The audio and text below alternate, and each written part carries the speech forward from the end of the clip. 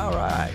Welcome, race fans, here to NASCAR Outlaw League here at Freaky Fast Broadcasting as these guys get ready to take on Bristol Motor Speedway. That's right, we're going to have some short track racing here tonight in the ARCA cars where these guys are going to probably do a little bit of beating, banging, and seeing who's going to come out on top and keep the car all nice and clean.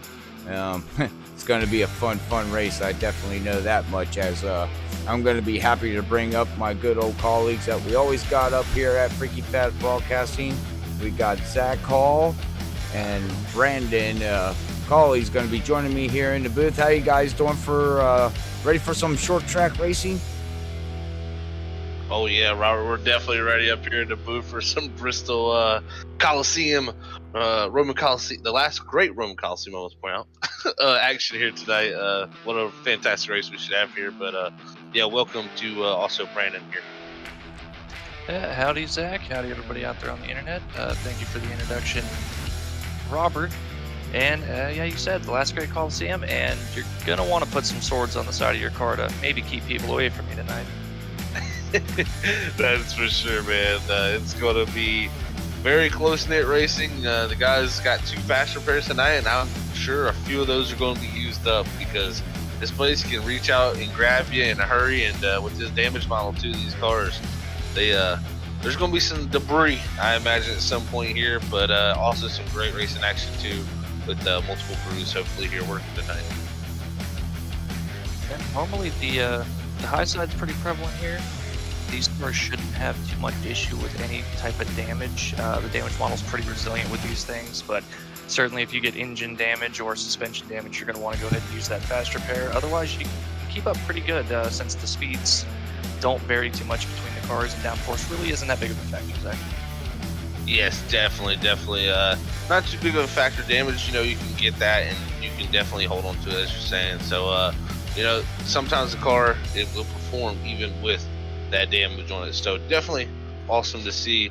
But first, before, as we're gearing to round out qualifying areas, the end of qualifying, let's give a huge shout out to our sponsors here for the NASCAR Outlaw League for the ARCA series, and that is Black Gate Security Agency.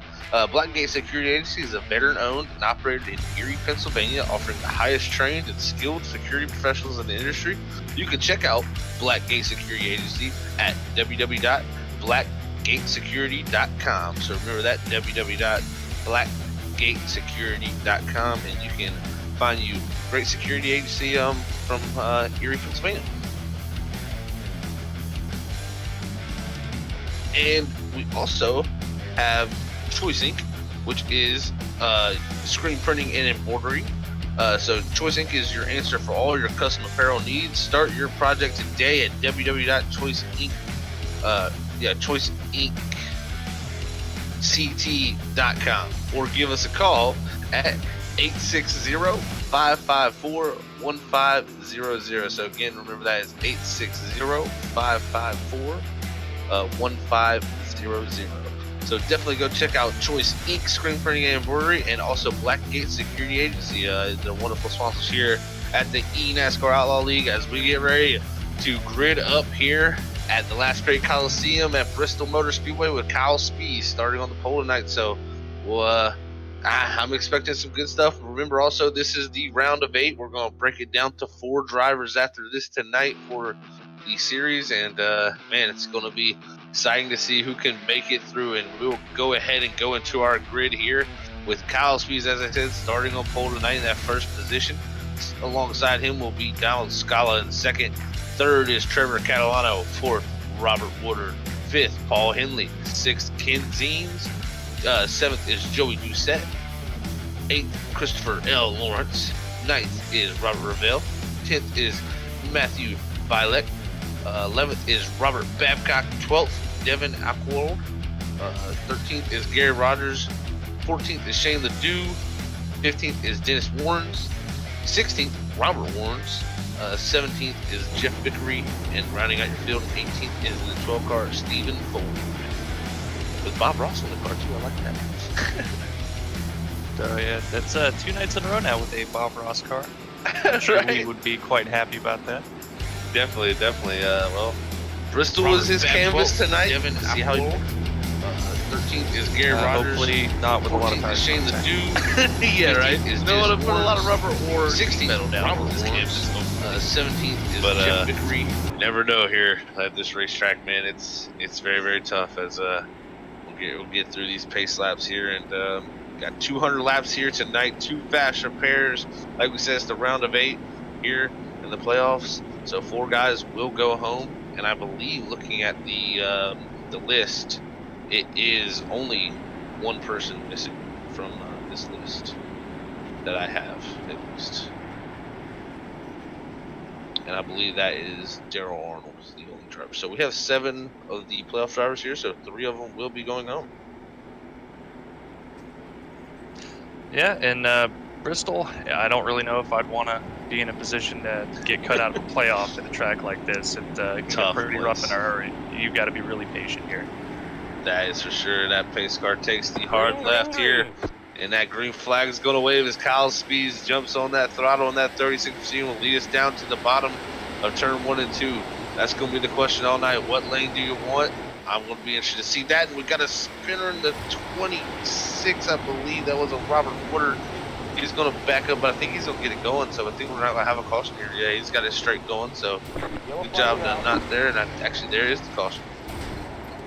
Kyle Speeds in the lead. Good job, everybody in the back missing him. He was sideways on just off the apron into 1 there. Oh man, and he is a playoff contender here tonight, and that's not a good way to start off from the pole for the number 36 as he come off 4. And we'll go back to the replay here, and we'll see what happened to this 36. His unfortunate start to the race for him. Yeah, looked like he just got a little bit too eager on the throttle coming off 4 with the fresh tires, not up to temp yet. The car's pretty temperamental and really easy to step out, especially with how much speed you're carrying out of 4 with it being the wider sweeping corner of the set here at Bristol. Definitely right there, Collie. And yeah, man, he just, like you said, just a little too eager on those colder tires. And lost it. He tried to correct it out of that inside wall and got head first right into the outside wall. Personally, if I was him, I would not use that fast repair if that engine's still decent. So, like I said earlier, Bristol, you can make it work with damage. So, if he's still got the speed, we'll see. But early start here for Kyle Speeds as he, had the highs of qualifying on the pole, and now he has the low of being the odd man out, spinning off the floor and getting early damage here. Well, Zach, looking at his in-car, his engine still seems to be pretty fine. A little bit of wrinkle on the left rear. Other than that, I don't think he's in too much trouble. Like we were talking about at the top of the broadcast, the damage model for these cars is pretty resilient. Biggest downside now is that at Bristol, if there's a wreck in front of you, there's not really a lot of options as to, where to go to miss it. So he gave up some really good track position and put himself in a hole. But if you're going to do it, it's good to do it early, I guess. Very, very correct, Callie. It's interesting also, these front bumpers seem very temperamental too, where you can get them stuck under your front wheels. So that's something you'll want to stay away from, is breaking that front bumper off. But yeah, right now, that transfers the lead over to the 5, Donald Scala, who is also a playoff contender. So, yeah, interesting to see the playoff guys here early. Kyle Speeds, we've seen him come back from issues before, as he's made it to the ARCA and the Truck Series playoffs into round of 8, as he did tonight. And unfortunately wasn't able to make it there through the Cup Series. But, yeah, these little mistakes can take you out of playoff contention, and that's how you can win the championship also. Well, good news is he doesn't have to win the race. He just has to beat, looks like, one other guy tonight. So I think that'll be the top priority. But, if you can get a win, you're absolutely going to go for it. That's very, very true. Pace car pulls off. Gonna go back racing here. 6 laps into the 200 laps of this event. And Donald Scala goes off into turn 1 in that 18 machine. Yeah, a little bit of a checkup, looks like, from Ken Ziems on back, the top 5. Out to a pretty nice run here, getting single file. Pretty close, 4th and 5th. Ken Ziems making up some ground on those guys. Yeah, and I'm gonna be interested to see early here, Kyle. Where's the line to run? Because I know the top side, that's where all the speed's at. The top is where all the speed's at, but also that's where you load up that right front tire the most and heat up the right sides the most. So do you consider running the bottom here early, giving up a little time and keeping your stuff nice and cool? As going up top, it can really build a lot of air pressure if you carry that load and that hard, all that entry speed up there up top. So I'm interested to see. Right now we got the leader running the top, and the 45 of Trevor start to move a little bit of a middle to diamond cut there off the exit. So I think you're going to see a lot of guys doing that too. So looking at Paul Hindley though here in the 29, he's running right up on the top line. Before I get to that, I believe I saw somebody, I can't say who for sure, was backwards on the apron of the back stretch there, but got it going, no caution.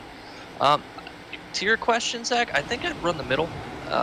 With not enough rubber laid down, trying to run that high side and carry as much speed as you normally would up there, you're really, really going to burn up that right front. And if you want to be fast here, you have to take care of the right front especially. You can't really charge the corners here. A lot of times people try to dive it in a little harder and try to make up their time there, but if you can get it to rotate easy into the corner and rotate good on center, you can get a really good run off, and that's where you're going to make all your speed. Oh, definitely. I think you're completely right about the middle line. You see Trevor actually running that middle line, really cutting it down low on the exit. That cutting down also can play into the tire wear also, but I think that middle line is kind of the medium ground between the bottom and the top. It's not as slow as the bottom, but it's also not as much load as the top, and you're not carrying as much speed down there. So yeah, really it's going to come down to who can manage the stuff here as we continue on green here, and the laps can click off here like nothing, man. It's a blink of an eye around here at 15 flat. Yeah, in my testing in preparation for tonight's race, I ran about 25 laps or so, and even after 25 laps, the times didn't fall off about a second, not much more than a second. So even on slightly worn tires, they're still clicking off laps at a pretty quick pace. Yeah, they definitely are right now, and even Trevor getting a little bit closer to this 18 actually. As we look back at the Bob Ross machine now, we're back up here with the 45, putting a little pressure on the 18 Donald Scala as he looks to the inside into one. See if he can make this work here, run a little bit different line. Definitely looking good on that lower line though. Looks like a few of these guys, Ken Zeems especially, he's the one I noticed the most, being really patient, getting out of the gas off corner just to make sure that the guy inside of him gets clear. He's just trying to survive at the moment, get a feel for what he needs to do to be faster. Yeah, I've noticed that with Ken Zeems. We got the yellow backstretch. Looks like 2 cars involved. That looked like Robert Babcock in the 34, I believe. It may have started ahead of him. I see his blink. Oh yeah, it started ahead of him with Shane Ledoux and Jeff Vickery in the 17. I believe Shane Ledoux and Jeff Vickery, I believe they're in as well. So that's 2 more playoff drivers, if I'm not mistaken, with early problems tonight. No. They're both out, or just one of them? ARCA playoffs? They're both out. Oh, they're both out. Okay, yeah. Yeah, it's Christopher Lawrence, Paul Hindley, Ken Zeems, Donald Scala, Robert Warnes, Darrell Arnold, Dennis Warnes, and Kyle Speeds.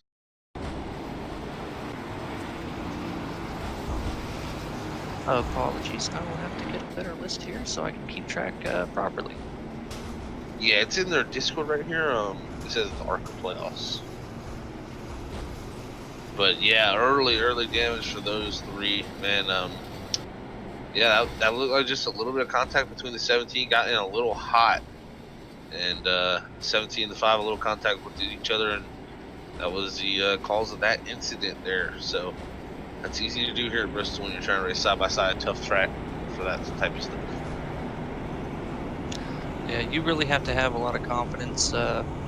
Somebody's going to try to run underneath of you, that they're not going to get tight or try to get back to the throttle. I mean, it's really easy to do because you want to get that good run, but if you get back to the throttle too quickly on the bottom, you're going to come straight out to the wall. And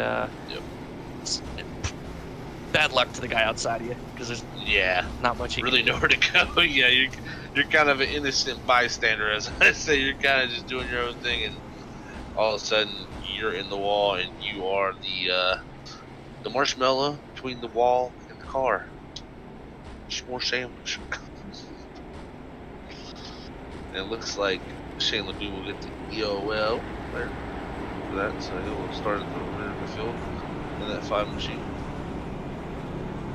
As these guys are still deciding to stay out, seems like that's the definite right idea. You know, if you think it's 200 laps here, you got 3 sets in the pits, 1 set on the car right now, so that's a total of 4 sets here tonight. Tires are, like you said, Kyle, like there is fall off, but definitely you can make tires last a good while here at Bristol. And if I was them, I'd be trying to save at least a set or 2 for at least the last 50 laps, because if you have an extra set of tires, you can be like Superman around here and drive around everybody on the bottom. It's one of those fun things to do. Yeah, you absolutely can. Fresh tires for sure, especially after that second lap when they really get up to temp. You have a lot of speed on the guys on old tires, especially if you get 60 laps or so on that set. My concern would be that you just don't have the track space to make those moves. You're gonna have to check up too much. I'm thinking tonight that track position is gonna be king, and unless everybody else is gonna pit, I think you stay out. Tires even out pretty quickly. There's not a lot of chances to save tires to where you can gain substantial speed. So if you can just stay out front and that high side comes in, it's really, really hard to pass here. Oh, completely agree. Yeah, track position here. Also, don't want to get yourself in the back, where most of the time that is the issues that happen at Bristol. You know, it's not a very it's not a very wide surface, and it's got banking on the front straightaway and the back straightaway. So the wrecks that happen there always go up or down. So it's usually pretty dangerous as we get that green flag, and Donald Scala back taking off on that outside line with Trevor Catalano, the 45, running the second. Well, again, we see right off the green flag, everybody pretty much single file, except we got side by side now for 4th, 5th, 3rd, and 6th. They're sorting it out slowly, but giving each other plenty of space. Definitely are. As we look, the 45 definitely trying to make that lower line look work, but behind them, Paul Henley battling with Joey Doucette in the 35. It looks like the 35 will try to make the pass around the outside. He's also got Christopher Lawrence in the 9, who's trying to get to the outside of the 29 there for that 3rd position.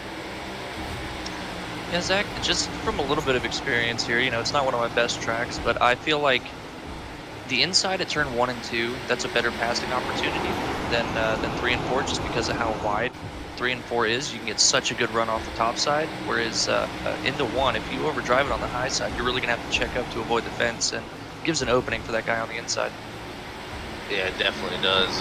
Definitely an interesting racetrack here in Bristol. You know, it's so different than every other racetrack we go to. I mean, I guess you could compare a little bit to Dover, but it's, you know, the size of the racetrack, the speeds are just so different. It's you know, more banking here also, and it's just a little different. You know, they do have similar surface types in concrete, which is always interesting to see the bright white surface of this track, and it takes rubber very weirdly, as Paul Henley now has made the pass back to get in front of Joey Doucette. Looks like all the guys are lining up on the bottom back here, from the 9 on back of Christopher Lawrence there.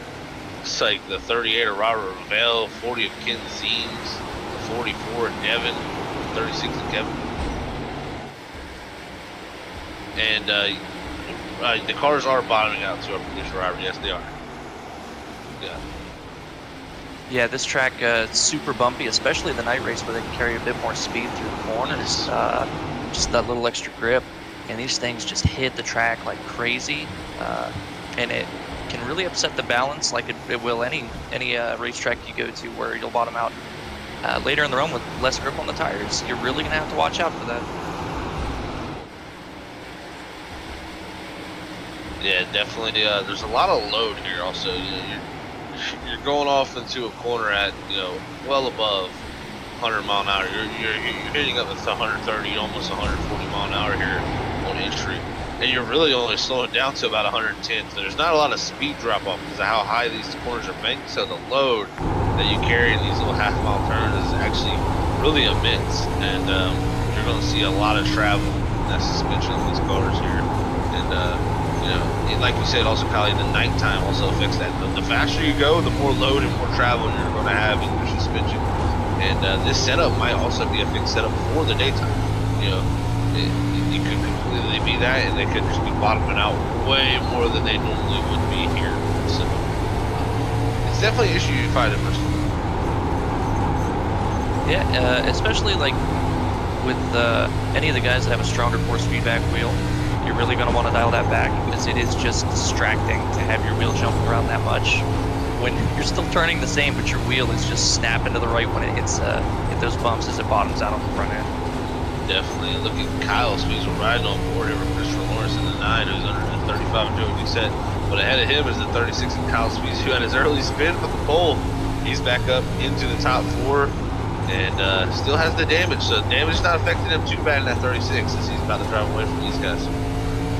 Well, I'd have to say that he qualified on the pole for a reason. Apparently he knows how to get around here pretty quick. Interested to see how much he had to burn up his tires to get around these guys, but, you know, he did it cleanly. All that damage is from the previous accident, and he's just checking out with those guys he just passed in the 35 and the 9 and reeling in the leaders. Yes, he is, and I'll tell you who's really in the leader. That's the 29 of Paul Henley. While we were watching on this, he got by Trevor Catalano in the 45, who actually Kyle Speeds is reeling in very quickly. Man, the battle back into the 38 of Robert Revelle. We just seen it on the cameras. Oh, and up into the 26. Yellow. Wow. That involves... I do not believe that those are playoff guys. Yeah, they're not. So, you know, it's still an unfortunate issue there for the 38 and the 26. We'll go back here on replay.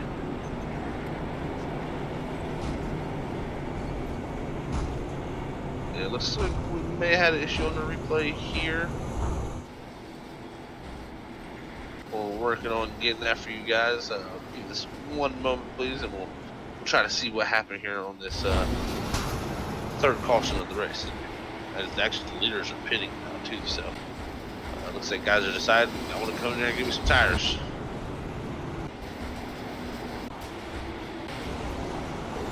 Well, it looked like the 26 was not quite happy with the 35, showing his displeasure there, and got the rest of his rear bumper torn off, so he ain't got to worry about having to come in and have the crew remove that for him. Oh wow, yeah, it looks like contact between the 35, the 38, and the 38 bounced off the inside wall and just clipped the 30 or the 26 of Robert Woodard. So unfortunate for the 26, just an innocent bystander in that caution there. Yeah, looking at Robert Revelle, got pretty severe damage on the front end. Probably used a fast repair there. I think he had some suspension damage, so bad luck for him getting one out of the way early because the intensity only ramps up the closer you get to the finish here. Oh, for sure, yeah, definitely. Because that was interesting.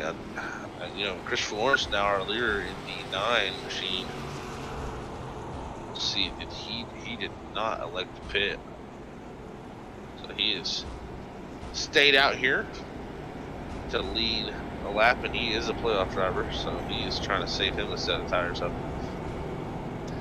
Well, with Lawrence not pitting, looks like Dennis Warren in the 49, he pit on lap 22, and then Robert Babcock in the 34 pit on lap 23.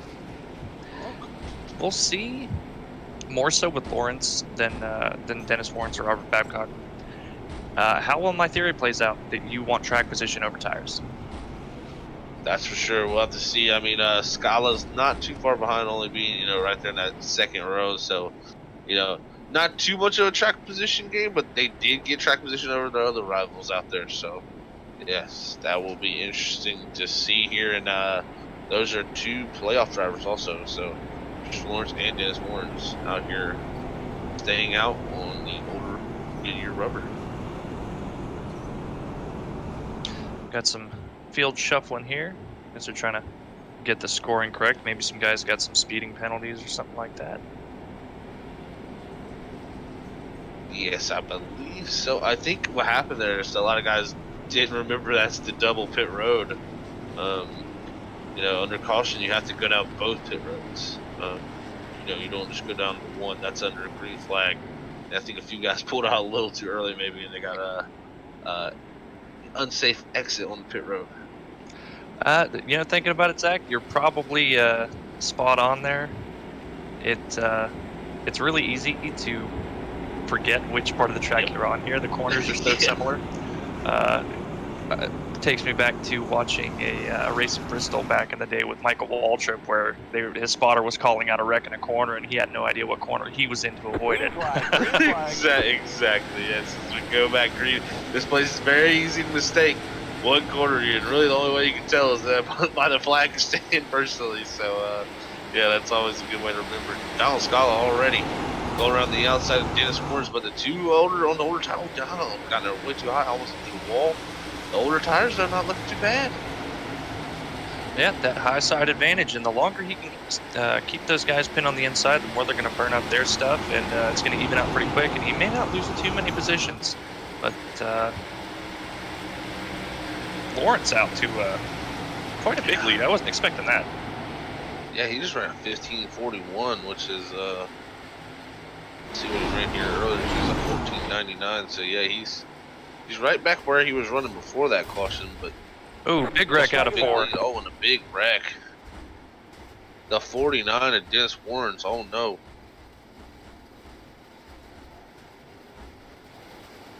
Kool-Aid man, no. Oh no.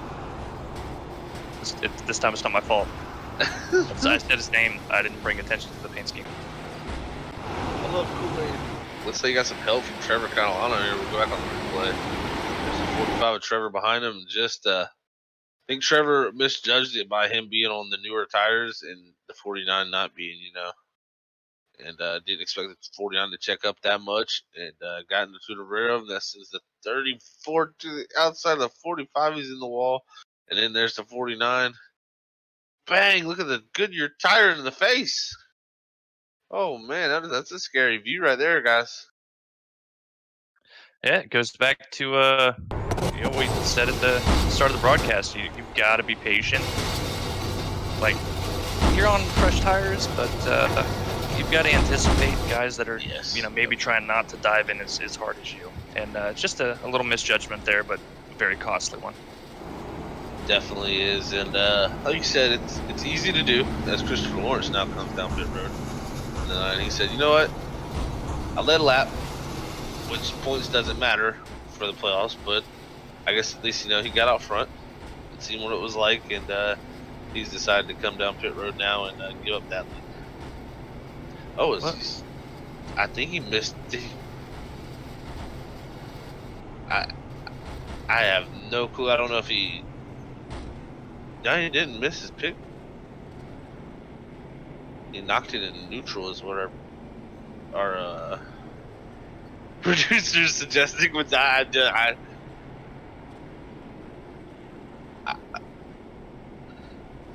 yeah, something definitely happened there. He just came to a complete stop, which is interesting.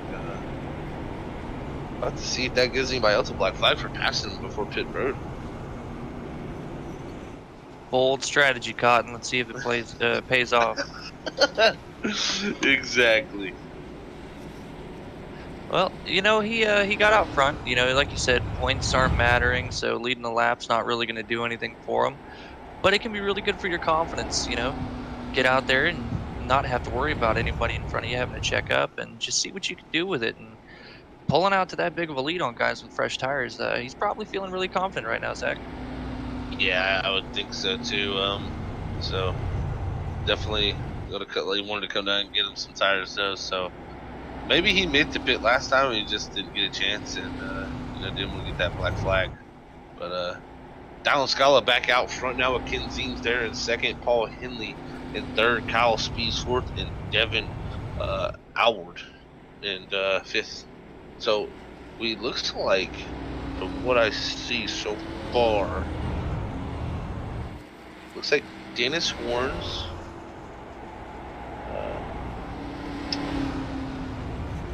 Dennis Warnes. Trying to figure out who else here would be going on. Looks like maybe that puts Christopher Lawrence possibly in the spot to go home to also. Yeah, it's looking like it. You know, didn't expect the damage from Dennis Warnes to be that bad. You know, with the fast repair, but he ended up going 4 laps down. Maybe he's just opting not to use that quick repair right now, but that's very risky. You're going to lose laps quick on pit road here at Bristol. Green flag. That's for sure. As we go back, green flag racing. The 18 Donald Scott takes off down the front straight. Gets a nice little gap as he enters up against the wall. Ken Zien's in that 40. Yeah, and our front 4 are playoff guys, and that's the 4 playoff spots that you want.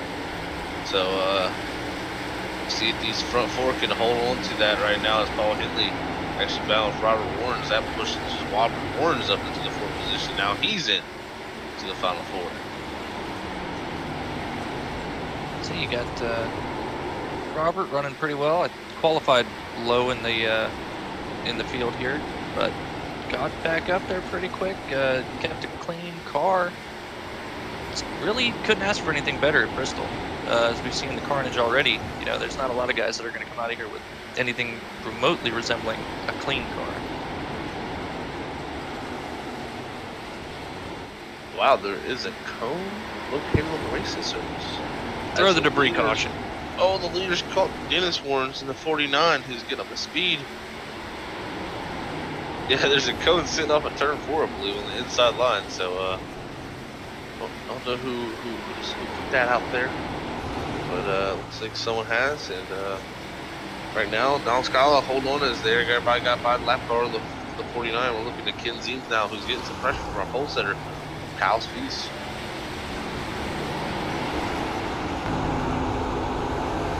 He's also yet to use his fast repair.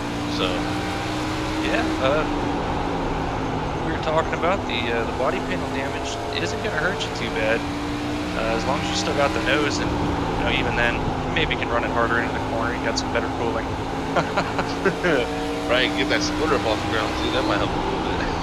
Yeah, it might turn a little bit better, coasting over the bumps. As we have a caution out of 2. I think it's the 45 of Trevor, Carolina. That it is.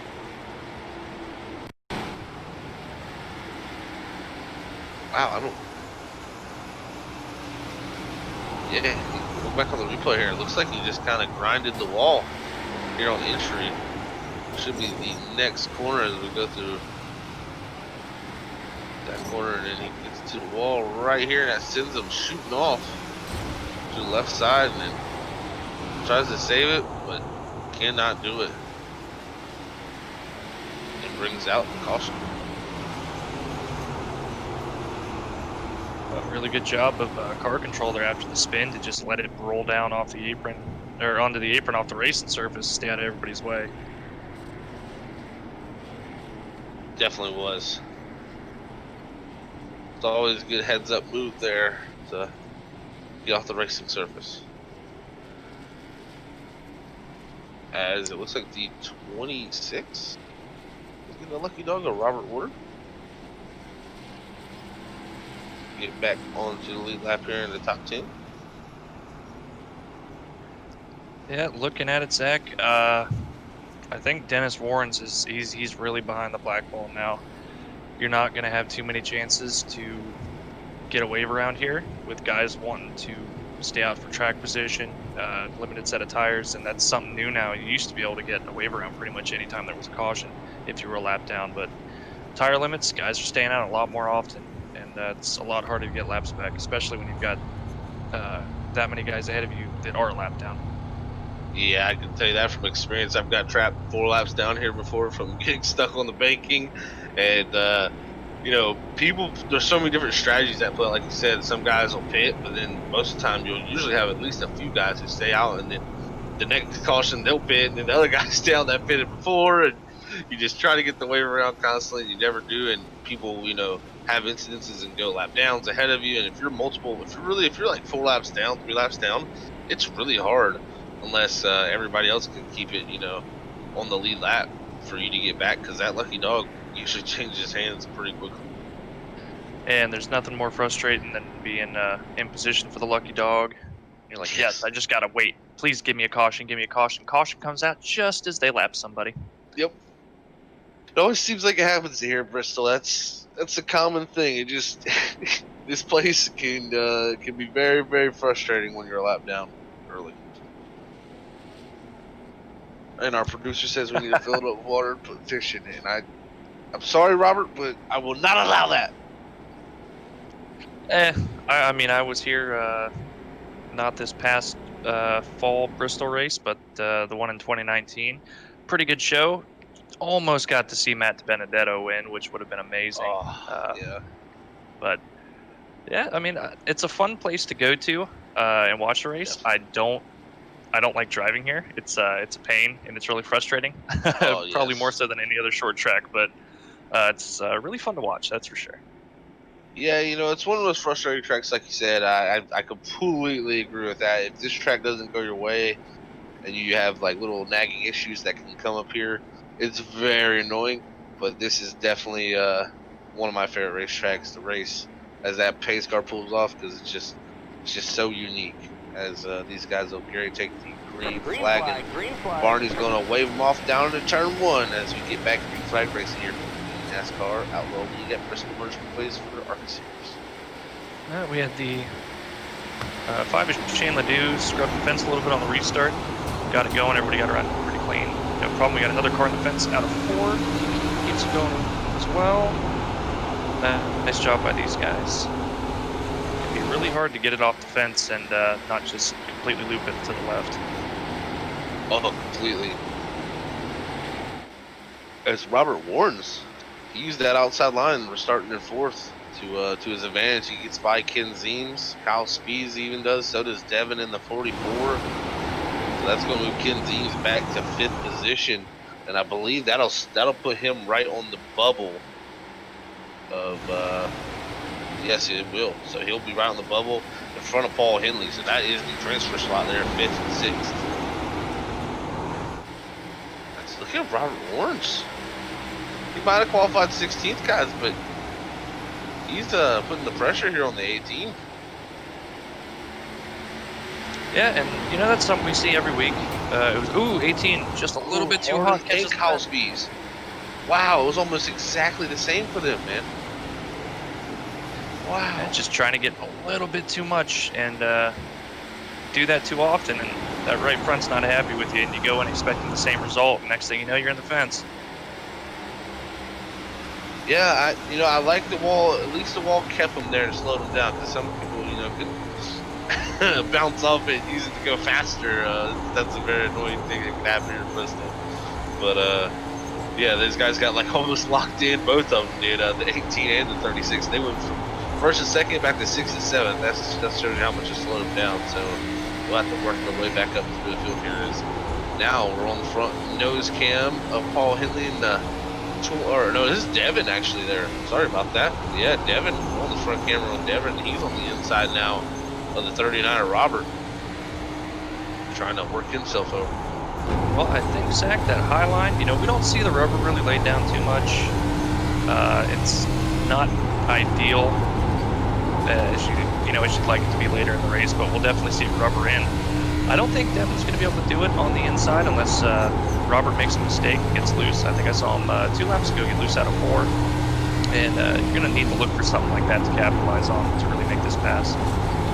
Yeah, you got to be a good bit quicker to make that bottom work. And we're actually seeing Christopher Lawrence was leading at one point there as he stayed out. Now he went back and he got tires at the lap caution after these guys. Now he's on the back bumper here in 4th. As you look back at Kyle Spees and Donald Scholar, the guys who got in the wall leading 1 and 2, battling here for that 6th position there as Kyle Spees goes by Donald. I can tell you, it looks like they're a little bit frustrated with that. I can't blame them. Hitting the wall normally, it's a small mistake, but here at Bristol, as you saw, they were 1 and 2, and they both hit the fence, and it went from normally being a small mistake to a huge one here as they dropped. About 8 positions, and pushing really hard to get back to the front. I saw Kyle scrub the fence again, just slightly, and really going to be hot underneath the helmet.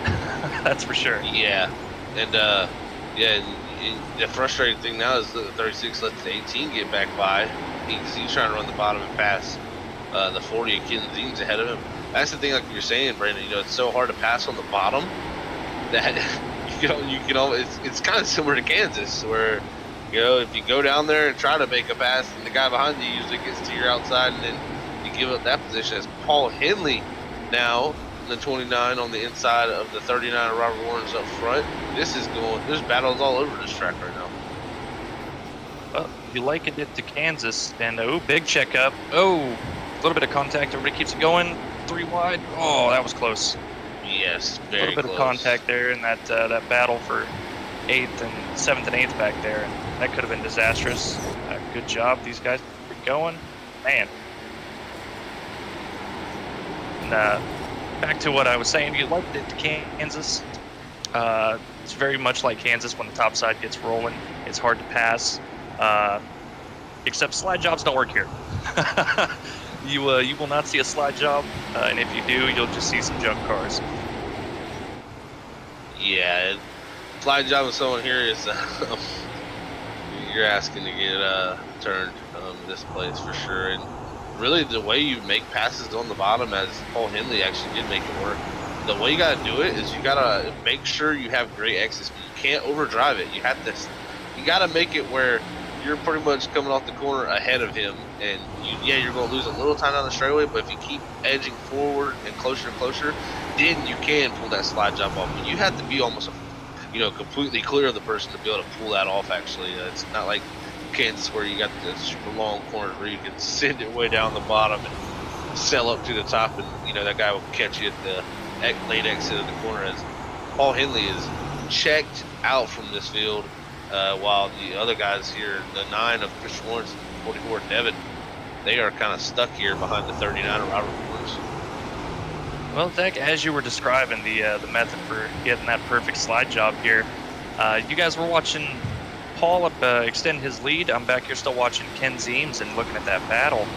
And Donald Scala, as you were describing it, I don't know if he's listening, but he did it exactly as you described it when you described it. It was pretty coincidental and funny to watch, but executed perfectly. Yeah, that's how you got to do it, man. It's one of the only ways you can. As he got by Ken Zines, but the thing is, 5th on back is 8 seconds back now. I'm starting to question, what's the tire difference? Because you got Paul Henley running 1579 to Donald Scala's 1622. Kyle Speed's 1640 as he's got by Ken Zines now. So lots of different times being around here, and Paul Henley's not far behind, lapping a few of these guys. Well, we were talking about frustration earlier, and I watched it. I don't know if Ken just hasn't figured this place out, or if he's just being really passive at the moment. But with the high side going, and again, liking it back to Kansas, when you've got a guy on the high side, when it's so hard to pass that's slower than you, your patience runs out very quickly. And we saw a couple guys that were rolling the high side, and we even saw it early in the race where there was a guy on the high side, and everybody still opted to go low just because they were that much slower. It can get really hairy real quick, and you'll see somebody get a bumper before too long if they don't sort it out. That's for sure. Is right now Paul Henley on the back of Shane Ledoux.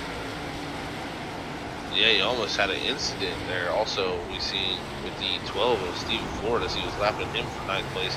But now Ken Zines going a lap down here. That's going to push Ken Zines out of the playoffs. Well, Ken Zines, it looks like, Zach, he and Paul Henley pit on the same lap, and Ken did not take tires. Tire bug has tagged in the 239, gets sent by the 9. Oh, Robert Warrens, he holds on to it though, so we're going to stay green. Wow. As our producer says, welcome to Bristol. That is a fact. Welcome to Bristol. That is This place, you pull your elbows out here, and sometimes there's gonna be some bent fenders and some bent fillings too. Yeah, if you're gonna get into somebody like that, you want to do it in the last couple of laps when they don't have a chance to get back to you. Because if you get into somebody in Bristol and get them out of shape, they don't forget, and they'll remember every single person they have contact with. And if it comes down to it, they'll move you in a hurry. Yes, that is a fact. Also, I've always said drivers are like elephants, man. We don't forget nothing. We have a great memory when it comes to these racing incidents on the racetrack. As now the 9 and the 44 trying to get by the 17 Jeff Vickery here, some lap traffic, and yeah, man, those guys who didn't take tires, they're suffering right now. To the guys who did. Yeah, it's a gamble, but with as short a track as this is, you know, that small difference in lap time on fresh tires to old tires, it adds up very quickly. Is, you know, they're only running around here at 15 seconds, and right now Ken's running around at 17 flats.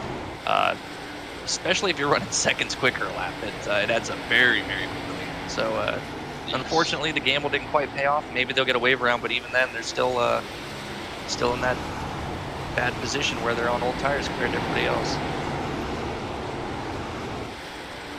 And we're looking here now at the 35 of Joey Doucette all over the back of Robert Warren's here.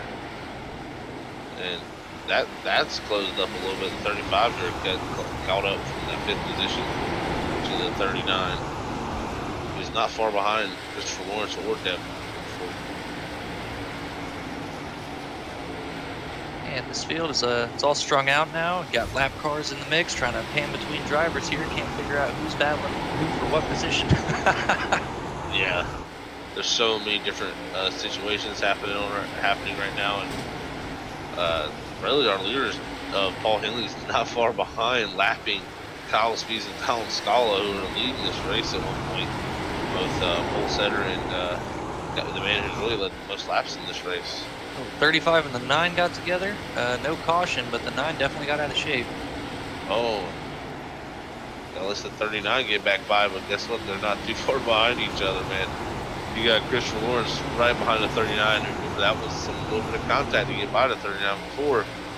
I wonder if that'll come back up here. You never know.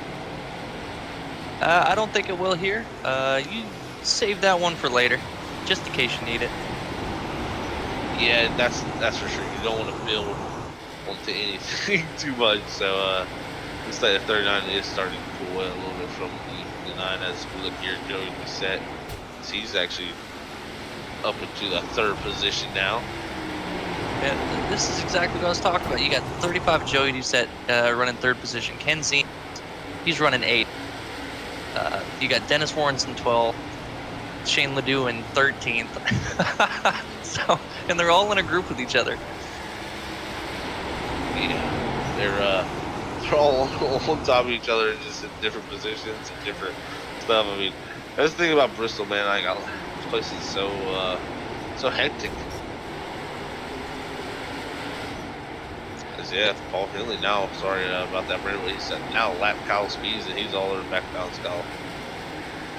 Yeah, the 6.5 second gap to Devin in 2nd for Paul, and they've lapped up to what, 6th, 7th position now. It's yeah. They get a caution, man. Wow, and he's getting closer. That'll be only the top 5 under lead lap here. And is following around with Paul. You know, you see the contact and the driver have an issue in front of him. You're not safe anywhere here. You're not safe in any position. It doesn't matter if you're the leader or last place. Trouble can find you very quickly. Oh, that's for sure. As we're hearing sounds up here in the booth. I can't, Robert, the stream is running now. I had an issue with stop mode for me, but it's good to go now. I reloaded it and I can see the cameras. I was a little in the dark for a little bit. I was trying to find the light and I found it. So Kenzine's pitting here. And we got Kenzine's pit now too, so this is interesting. He's gonna go multiple laps down here. Another thing is, do we know? Do we have the lap on hand which Paul pitted?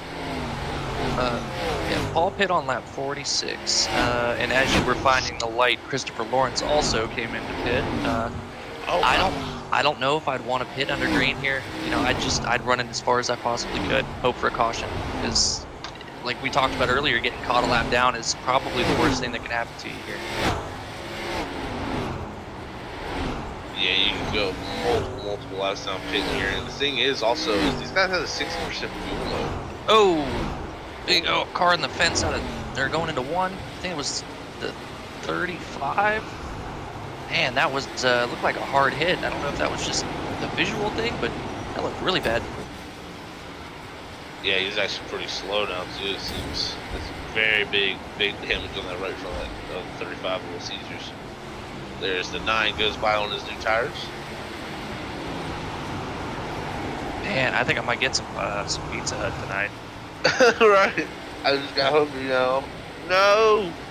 Yeah.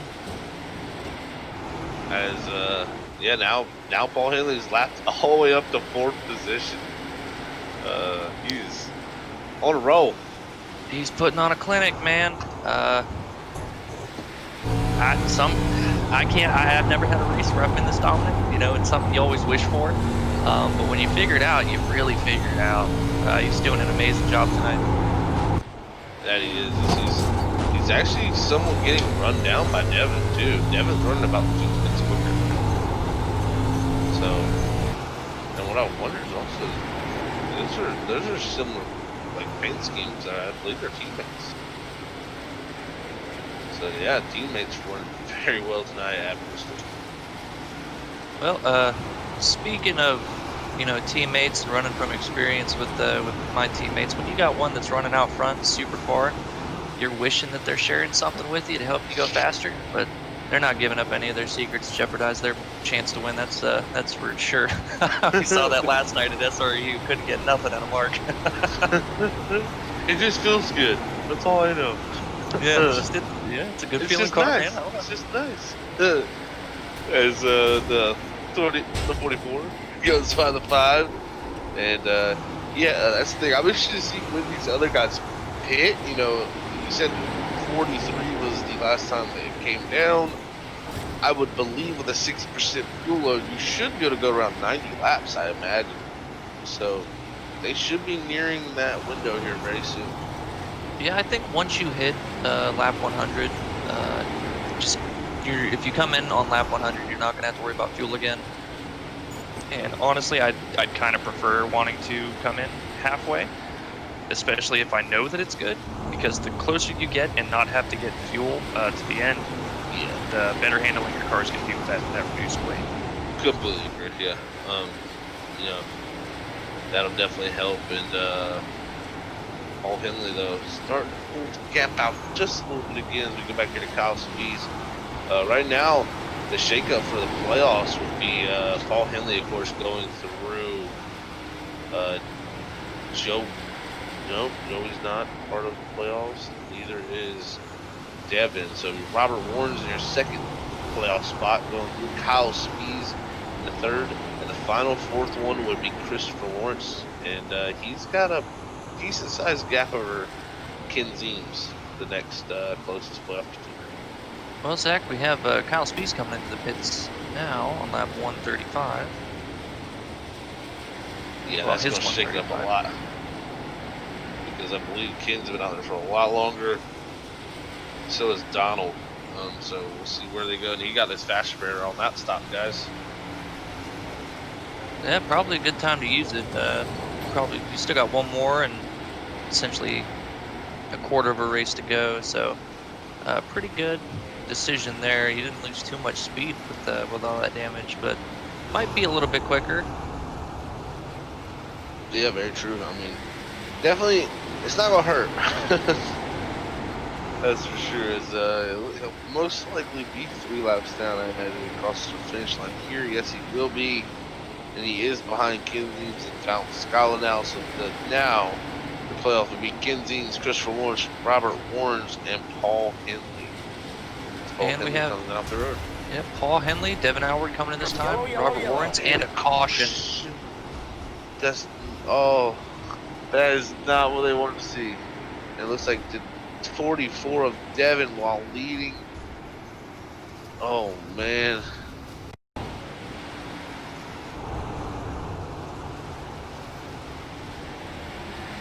Go back to replay here and see what happened with this 44. I think he was coming to pit road and got, oh yes.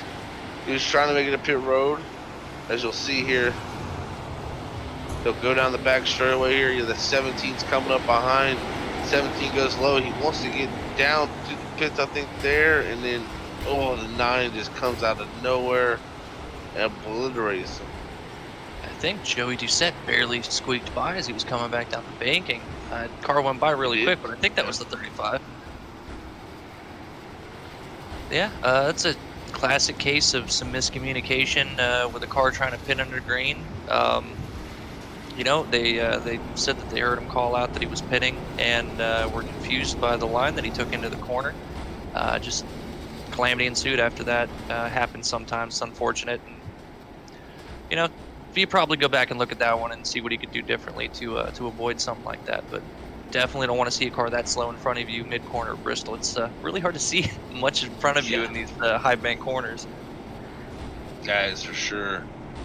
And 44 will come down pit road and try to get his stuff repaired. But good news for him is he'll still be on the lead lap. It's going to let Paul Henley, Christopher Lawrence, Robert Warnes, and Ken Zeems by. And looks like we got Mark Whitley, my teammate out in chat. How's it going, Mark? We were just talking about you, bud. Yeah, Mark, come on, man. Share some details, bro.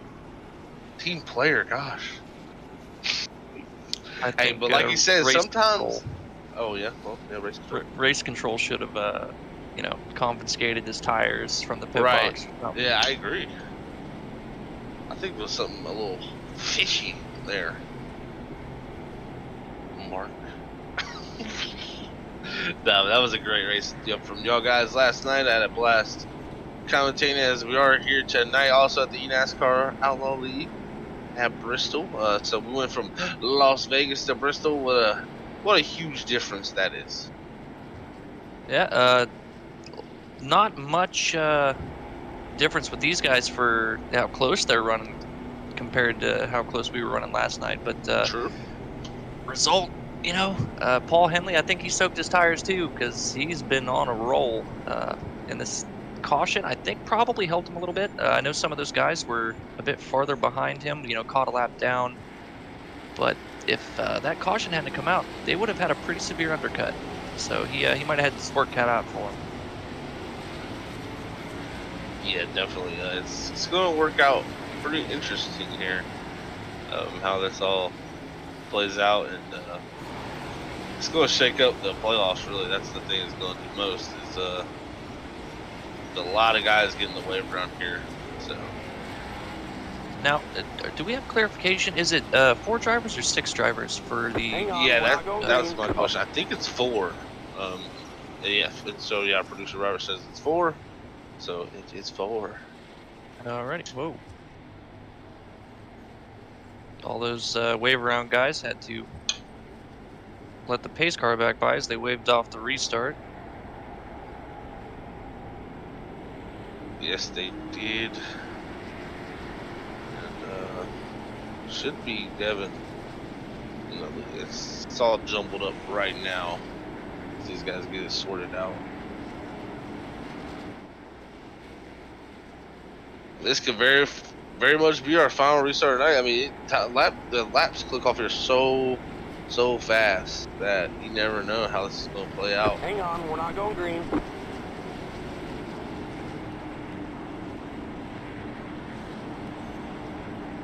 Yeah, they're discussing the order here and maybe getting some penalties cleared. I don't know. Bit of confusion here. Some issues with scoring.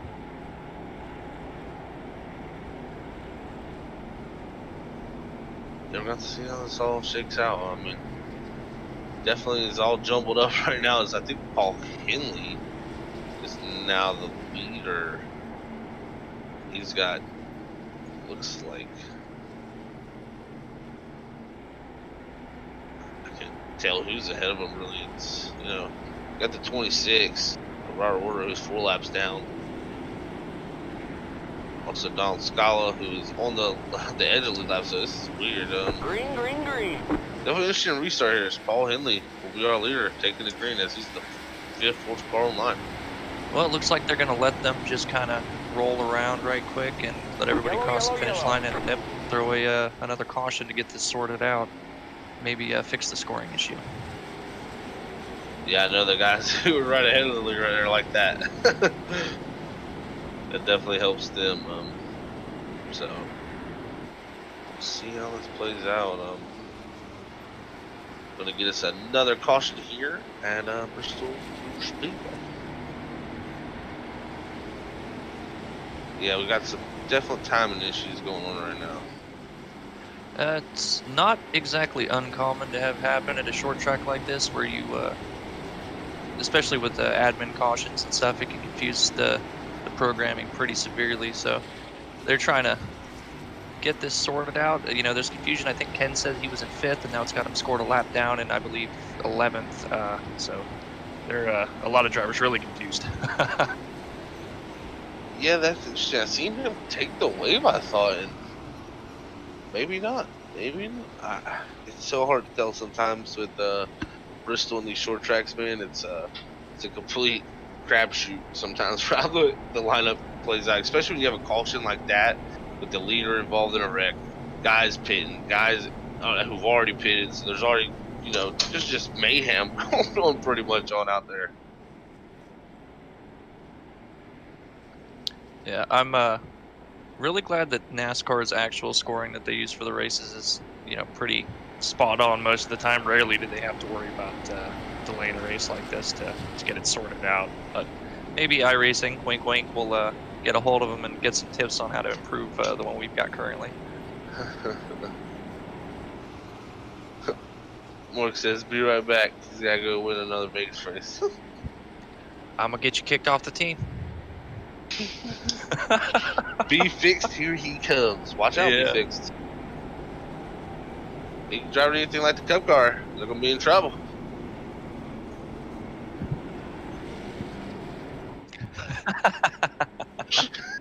Producer here giving me a little bit of ribbon. Yeah, Collie gave me some special hand motions last night. Love you, Collie. Yeah, Just yeah. And can we confirm, actually, last night you ran out of fuel, right? Yeah, ran out of fuel coming That's what I thought. 4 on the last lap, so I was like, just either that or he's blown a tire. So he's slow it way down. yeah, tried some games with the fuel weight to maybe make up some time on Mark, and it just didn't pan out. I was 1 click too small on the fuel load and had to start saving with 20 to go. It didn't work out for me. Unfortunate, but hey, you tried something at the end of the day. Good news Like I is always say, try you stuff. guys aren't going to have to worry about fuel. And no, these guys definitely aren't going to have to worry about fuel now after this caution. These guys will have plenty to go here at Bristol. And now we got it all set back up. The pace car light should be out, I believe. I can't. Our cameras here also. Bristol's just been some trouble tonight, man. For the guys out here, the cameras. My cameras were like bouncing up and down, so can't see as much as I normally can. But pace car lights are out. I can't confirm that, so we will be going green. Here's that pace car. Going to take the left-hand turn, do a little burnout, and we'll see if this is the final time for the night as Paul Henley takes off down into turn 1. A little bit of a stack up farther back, and roughly 8th, 9th, the 17 and the 49 didn't quite get going. 45 minutes to get around him pretty quickly. Didn't have to check up too much, didn't hurt him, but no contact. Everybody's pretty good, and the front group looking to make some distance here. Oh wow, Paul Henley to the wall a little bit. Robert Warren's all over the back of him for the lead here. Yeah, see, coming out of big wreck, 35 of Joey Doucette in the 35. Yellow flag is out. He parked into the middle of the track, and Devin wrecks after the caution in the 44. Wow, we're going to have to go back and see what happened with that 35 to bring out the caution here on lap 155. Here's our replay. See him go off into 3 and 4 here. I believe he's going to try to slide up in front of this 18 here. I believe it will be next corner. Let's see what happens here. Down to the middle lane. Slides up the racetrack in front of the 18. He was already losing it, and the 18 really said, "Boop," just to finish him off a little bit there, and that sent the 35 right on around to the inside wall. Yeah, it looked like the 18, how close he was to the wall. You know, his right rear barely off of it. Got a great run off the corner, and I guess didn't expect the 35 to come up off the corner that quickly. Couldn't check up in time. He was already loose, but a little bit of contact helped him around. Unfortunate for Joey. Something we talked about earlier, where you get back on the gas a little bit too early on the bottom. It wants to shoot out to the wall. Just that little bit of extra wheel to keep it off will snap you sideways really quick. That's for sure. Definitely for sure there, man. And we'll see. I believe that was Trevor Catalano get back on the lead lap into that 9th position. So now our playoff picture looks like this. Paul Henley moving on to the next round. Robert Warren's moving on. Donald Scala and Christopher L. Lawrence. And you got Ken Zeems and Kyle Spees, both on the lead lap, just on the outside looking in. Does the bumper come into play for playoffs? It's always a question. It's rough, you know, because might end up with a Kenseth and Logano situation there, and don't want to have too many hurt feelings. You know, nobody wants to get bumped out, literally. So we'll see if that comes into play, but I'd hope not. You definitely see some payback in another race, that's for sure. Yeah, definitely, and you know it'll be interesting to see. You know, you don't want to, like you said, make enemies, especially going into that final round. We've seen what happens in real life when you make enemies. It doesn't usually end up very well.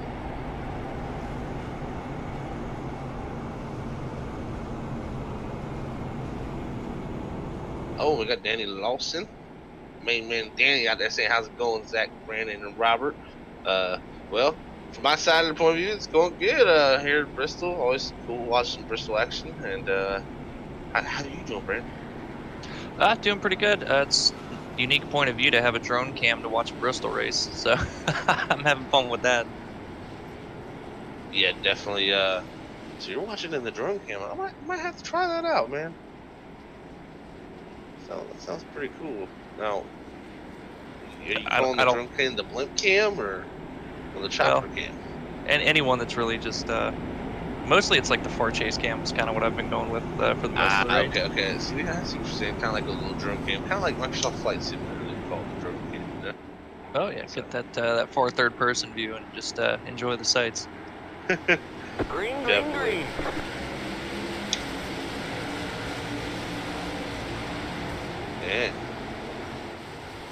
We're going to go in. We go back here. Sorry about that. I completely blacked out there for a second. Had a message pop up. But back to green flag racing. There's a 39. Robert Warren wants to win this race, guys. On the inside of Paul Henley. He almost cleared. And the 29 gets the run back off the corner. Here's the 18 Donald Scala back in the picture now with the new tires. He's really, a 39. little bit loose. These are playoff contenders. Ken Zeem's now the top 4. He's a playoff contender. So this is your top 4 all playoff guys. You really, I know they want to win. You know, they've got the pace, been up in the front. Man, you don't want to get wrecked at the end and get knocked out just trying to go for a win. You know, big picture. Wins are nice, but championships are better. Wow, and there we see Kyle Spees get by Christopher Lawrence, move himself up into 5th. So right now, top 6, all playoff guys. this is going to come down to who can finish in the top 4 here. Go back to the 44, Devin. He's 7th position now, behind all 6 of the playoff drivers. Fight for this, see what he can do here. Go back to Trevor Catalano now in the 45, running in that 8th position. Had a great qualifying, had a little bit of issues throughout the race, but he's marched his way back up into that lead lap position. And then back to Stephen Ford.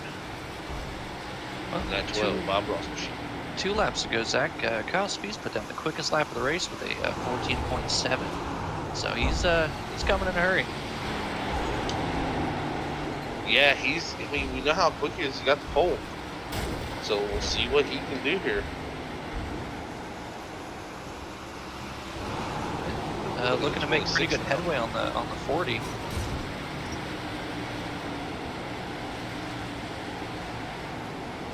Yeah, he's starting to get back to the lead. Man, Dennis Morris is 10 laps down. Kyle Speeds, though, trying to get into his playoff spot here. The battle between him and Kim Zine goes on as the top 3 are starting to drive away a little bit. Kyle Speeds wants a win. He's got to get by the 40 here quick. It's going to be tough on that bottom, but this is for the final playoff spot for next week. So you've really got to time that pass well. The longer they stay side by side, the further those 3 are going to get. And we've only got, about 70 or 27 laps or so to go. So time's running out. So he's going to have to make this pass pretty quickly. That he is. This is a urgent pass here, and I think Ken Zines knows it too. He's like, I can't let you by. He's doing everything he can to hold off this 36. Kind of run in the middle there, but look at the 36 with the power down off the corner.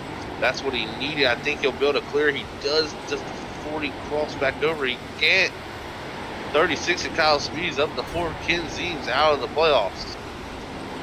Kyle Speeds looks like he has Oh, he's in the wall though. 15 or so lap fresher tires, and they're definitely showing. You can definitely see that, and just a little bit into the wall there for Kyle Speeds. We've seen him make little mistakes. He's been in this position before. To make those little mistakes has took him out. We'll see if he can hold on to it here and see if he can even maybe run down these front pack as Donald Scala trying to put pressure on for Paul up front. Well, previous time by, Donald Scala and Paul Henley ran the exact same lap that time. Scala 200s quicker. You're going to need to be a little bit quicker than that here at Bristol. Yeah, and you got Robert Warren starting to drop back from that front 3.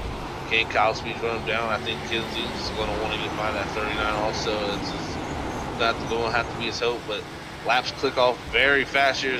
We have completed 178 here now, so we have 22 to go. We'll bring this home. Oh, quickest 2 cars on the track right now are Kyle Speeds and Paul Henley in 4th and 1st respectively. And it looks like a little bit of contact with the wall from Robert Warrens allows Kyle to make up a lot of ground. Yeah, he's there already on the inside. Wow.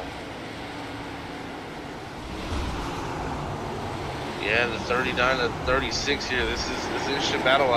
You don't want to get, if something happens between these two, then it can knock them both out, or at least one of them out. So, got to be smart here about how many laps are to go. And 36 into the back of the 39.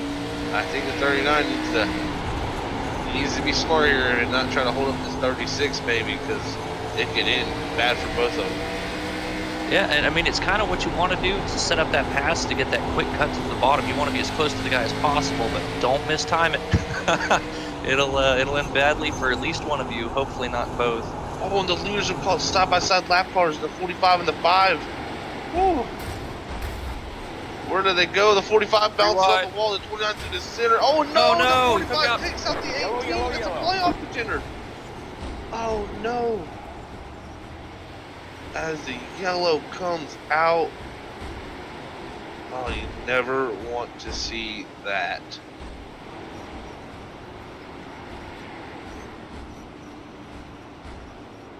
And Donald Scala not happy. 45 pleading his case about the necessity of shooting 3 wide there, but you know, you're fighting for the win. Laps are ticking down, and you can't Yeah. afford to really get out of the gas for 2 lap cars that are side by side. Got a hole, you got to go for it, man. Yeah, I mean, nothing. I don't see nothing wrong from the 29's point of view. I mean, you got to go and you got to go, man. I just the 45 just got into the wall and kind of gotta. Personally, you just gotta do a better job of holding it up in there. I mean, look, it broke. It broke the right front when he got into the wall almost. It kind of like popped up and so like had some major damage there. But I mean, personally, the 29 didn't really do anything. He gave plenty of room. Yeah, it's just tight corner exits here at Bristol. It's really hard to hold that outside line all the way around the corner, just with the cars unload and everything. And it happens. It's really easy to get to the fence, and sometimes you stick, sometimes you bounce. And unfortunately, it looked like that time there was a bounce. That's for sure. And I believe we had some hitters. This is about to shake up everything. Well, it's a bad deal to get damage and get involved in a wreck.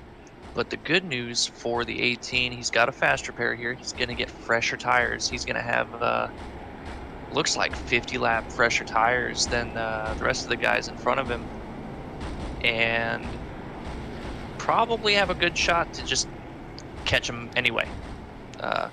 So this may actually be what ends up winning him the race. We'll have to see how he can navigate traffic. Wow. This shakes up everything. The thing is now Christopher Lawrence up into the second position, positions himself into the playoffs. Robert Warren's third, and we'll see how it shakes out from there. I believe it'll be Kyle Speeds and Ken Zeems, I believe, at that point, who also pitted for tires. So multiple cars on tires. This is about to get really, really wild, guys. Well, correction of my previous statement, Zach. It looks like he's only going to have 1 lap fresher tires over Kyle Speeds and Ken Zeems, 2 lap over Robert Warren and Christopher Lawrence, and then it's 50 to Paul Henley, who pitted at lap 139. He's sitting duck. He's going to have to make that high line work really, really well to hold these guys off. His biggest hope is that these other guys have trouble getting around the older tires. That's his only hope here. I believe Ken Zeems will be the first car on new tires, actually. There's some lap cars in the mix here. I don't really know what's going on.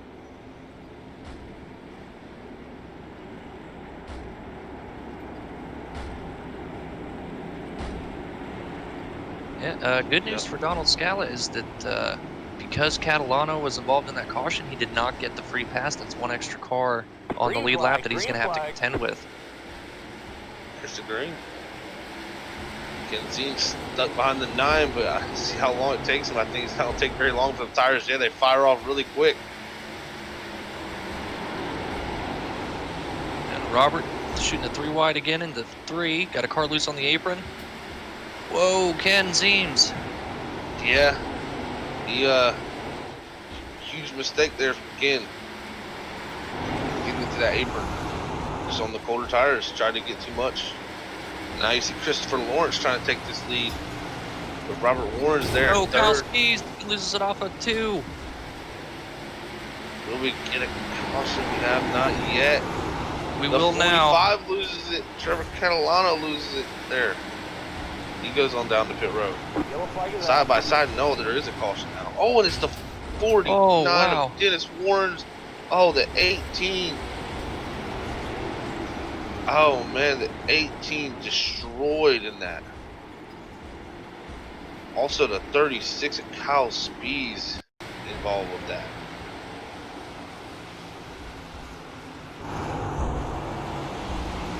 Oh, wow. We'll go back on the replay and yeah, it's unfortunate right here. Let's see what happens. The 36, I believe, was slow on the apron. He come up on the racetrack right in front of the 49. The 49 had nowhere to go. Wow, that shows you how that stuff can change here in Bristol, man. Kenzie's still within the playoff contention because of that. Man, Paul Henley got extremely lucky. Not so lucky for Donald Scala. Caution, for some reason, it took a while to really come out, and he committed to the high side. And once you commit to that lane, it's hard to change lanes mid-corner, especially at full speed. If you're not anticipating that kind of thing, you can't really see it from the entrance to the corner, especially if they're wrecked where they were. There's nothing he can do about that. That's just a lot of bad luck. Wow. This ain't over yet, though, man. This still could shake up really, really quickly.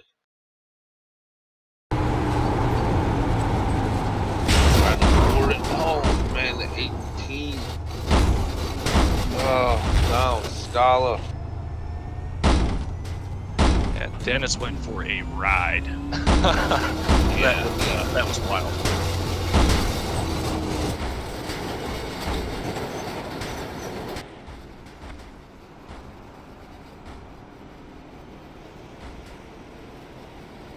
And Donald coming across the radio saying that he just used his last fast repair for that last incident. It's going to knock him out the playoffs. Wow. That is incredibly bad luck. I don't think you could do much more to end up more unlucky than that. That's extremely unfortunate. I feel so bad about that. Oh, man. It's just one of those things. Had the caution come out, maybe 3 seconds sooner, probably would have been a whole different story for the guy. Yeah, it's gonna be really interesting, man. I don't know what is going to happen here because Kenzie's now gets re-racked with his new tires, backing up for his position after he made a mistake getting on the apron. If Donald Scala could just hope, he needs something to happen. He very well might get his wish. I think this might be a green-white checkered attempt here. I don't know if we're going to get close enough to the end for them to do a normal restart. And then we got 3 attempts, and once you see that green-white checkered, patience is gone. You're not lifting anymore. It's just go, go, go.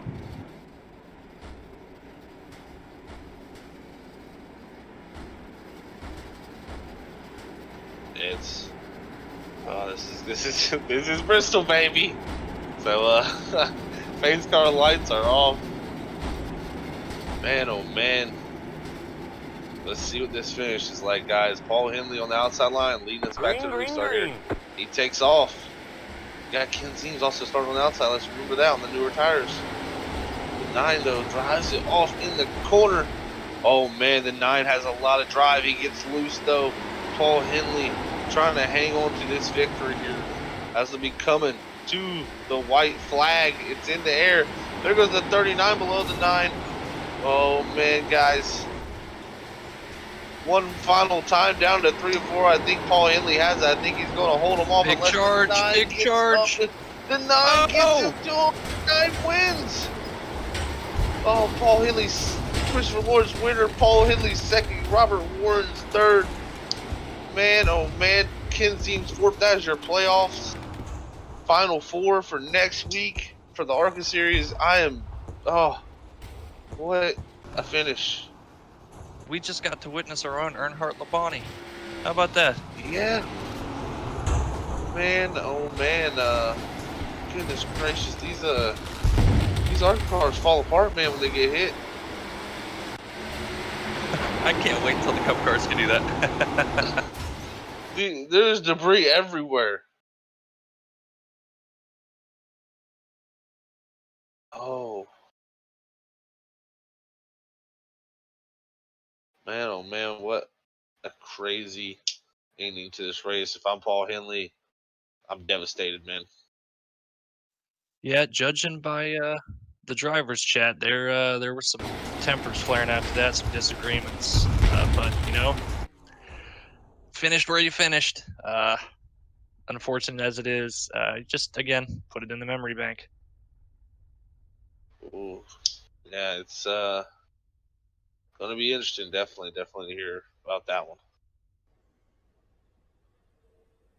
All right, so I believe we will take a break here for a moment and find our top 3 finishers, and we will get a word in with the top 3 guys here for the night, hopefully. All right, we'll be right back.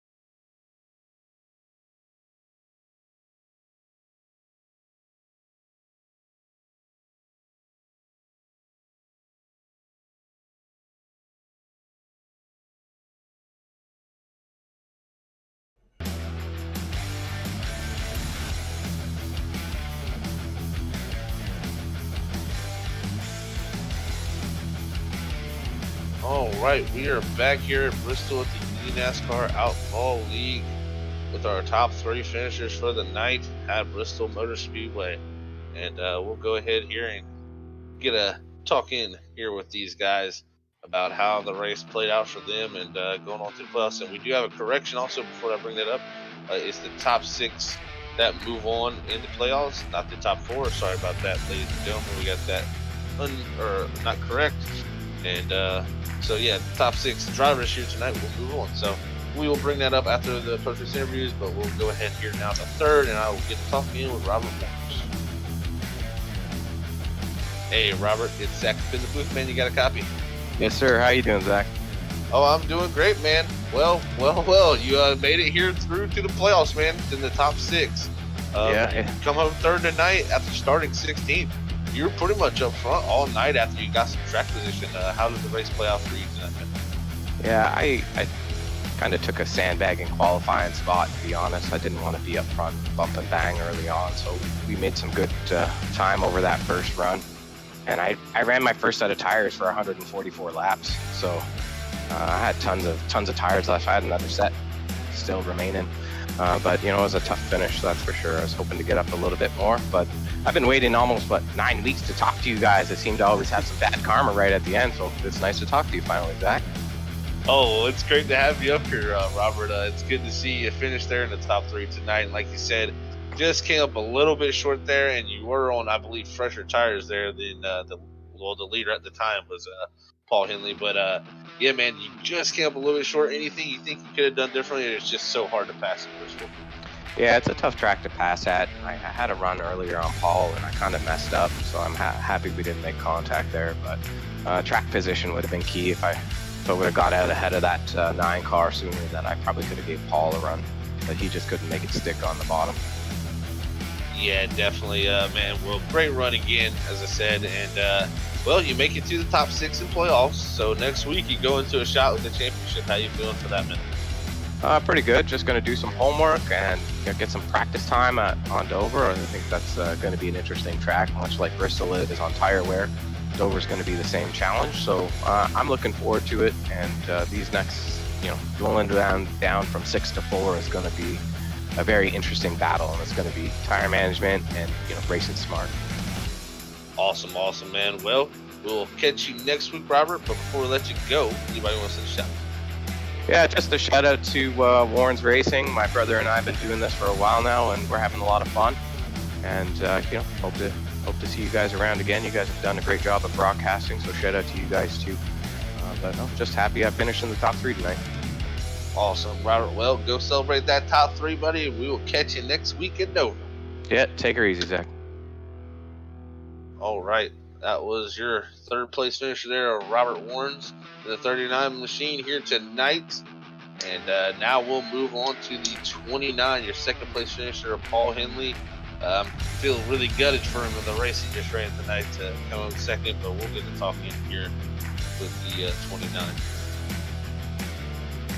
Hey, Paul, it's Zach in the booth, man. You got a copy? Yes, sir. Hey, man. Well, what a fantastic race you drove all night, I must say, man. Unfortunate there at the end to have those untimely cautions to get some guys with new tires behind you, and you just came up 1 corner short with a little bit of contact. I feel devastated for you for losing that one, but how did your race go overall? I thought, honestly, I practiced before the race today, and it was a struggle. So I wasn't expecting to even be competitive, let alone finish 2nd. Well, you definitely were competitive, that's for sure. You definitely, during that long run where some guys didn't take tires and you seemed like you were on a little bit fresher there, you were able to really stretch the gap and build that gap up. And the caution came out right as you pitted. Were you worried about that catching you in the wrong spot? But luckily, it seemed like it kind of worked out perfectly there for that. I kept telling myself, don't pit, because it's going to be a caution, and it happened as soon as I pitted. Oh yes, that seems like the iRacing curse, man. I think it always happens most of the time to the leader. You always try to push it that little bit farther, and that caution just seems to come out. But good news, even though you didn't get the win tonight, that's unfortunate as you were coming down to the wire right there, just unable to pull it off there coming to the line. We go to Dover next week, and you did move on to the next round into the 6 drivers left. So how do you feel about going on to the next round, man? Oh, I love Dover. I'm excited about it. Just got to keep the car clean and get to the front and figure out how to do the pits and see what everybody else is doing, because I've been off of the pit strategy in the ARCA cars. And today it worked out, but I've been struggling with that. So hopefully I can get it at Dover and get a good finish to move on to the final race. Awesome, Paul. Well, man, before we let you go, anybody want to send a shout? I'd like to thank my sponsors and my team, Team 5 Motorsports. Thanks for everybody, all the support, and thank you guys for what you guys do. You guys always put on a good show, and hopefully it was a good race for you guys tonight. And hopefully we do it again next Monday. Awesome, Paul. Well, hopefully we catch you again here next Monday at Dover in that top 6 for the playoffs. And good luck there, man, and we'll catch you next week. Thank you. All right, that was your 2nd place finisher, Paul Henley there in the 29 machine tonight. And now we'll move on to Victory Lane with the number 9 of Christopher Lawrence here tonight at NASCAR Outlaw League. Let's see what he has to say about his victory. Hey, Christopher, Zach in the booth, man. You got a copy? Hey, Zach, I do. Thank you. Hey, man. Well, what a victory here tonight for you here at Bristol Motor Speedway. You're able to come down, put them new tires on, and get by the 29 there to squeak by for a win here at Bristol and move on to the next round of the playoffs at Dover. How does that feel? And it feels amazing. It's nice that our pitch strategy worked out the way it did today.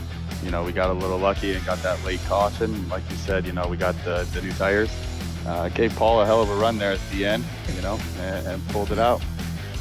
Yeah, definitely was a great run down to the end for you guys. Just squeaking out that win. How do you feel about going into Dover next week, moving on into the next round?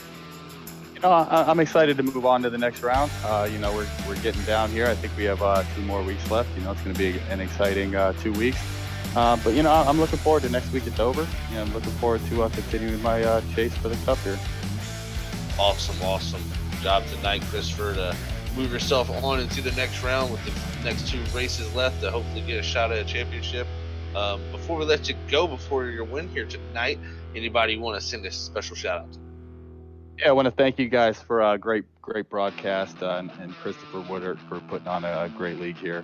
I want to give a shout out to Paul Henley for the nice run there. It was exciting.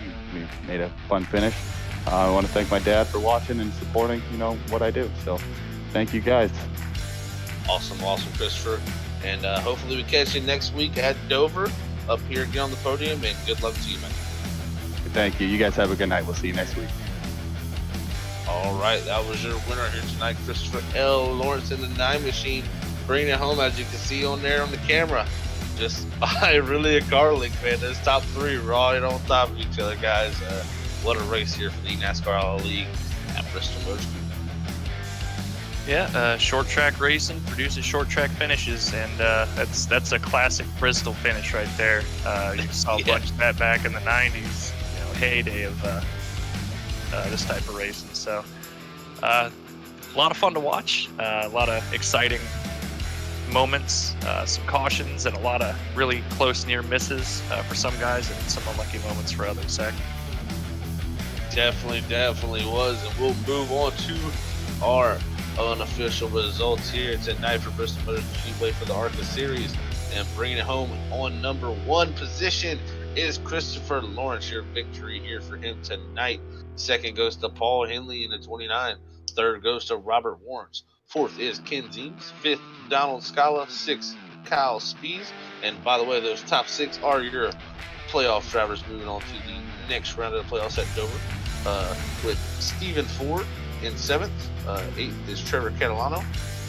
9th is Robert Porter. 10th is Shane Ledoux. 11th, Jeff Dickery. 12th is Dennis Warrens.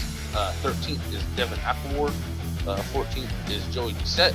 15th is Robert Badcock. 16th is Matthew Violet. 17th is Robert Ravel. And 18th round your field is Gary Rogers. That's your official results here tonight from Bristol Motor Speedway for the NASCAR Outlaw. Well, Zach, we get to move on to Dover tomorrow, or next Monday, and pretty much the same thing probably going to happen. Just a little bit more speed out of the cars, but just as exciting as racing for 4 positions for that final race for the championship. Should be a lot of fun. Awesome stuff. All right, ladies and gentlemen, thank you for tuning in. Thank you to Brandon, and thank you to Zach for calling the action here tonight at Freaky Fast Broadcasting. And on the Facebook side, don't forget to hit that like and share button, and share it to your friends and family, and show them what you like to do, or try to get some fan base out there. And also, give us a like and hit the bell button and the follow for here at Freaky Fast on Facebook. If you're on the YouTube side, you can hit that subscribe button and like button, and you can share it to your favorite social media platform of your choosing. But until tomorrow night, guys, we're going to be back here at Bristol with the trucks. Tuesday night here with the NASCAR Outlaw League, and then we bring the cup cars out, the monster ones, the big ones that are going to probably, God knows what's going to happen on Wednesday night. They're tough, that's for sure. Amen on that. But all right, well, hopefully everybody has a great night, and we will catch you tomorrow night at 7:50 here with the NASCAR Outlaw League and the Truck Series. But until then, Brandon, Zach, we'd like to say God bless everybody. Love yous all. Peace out. Bye, everybody. Bye.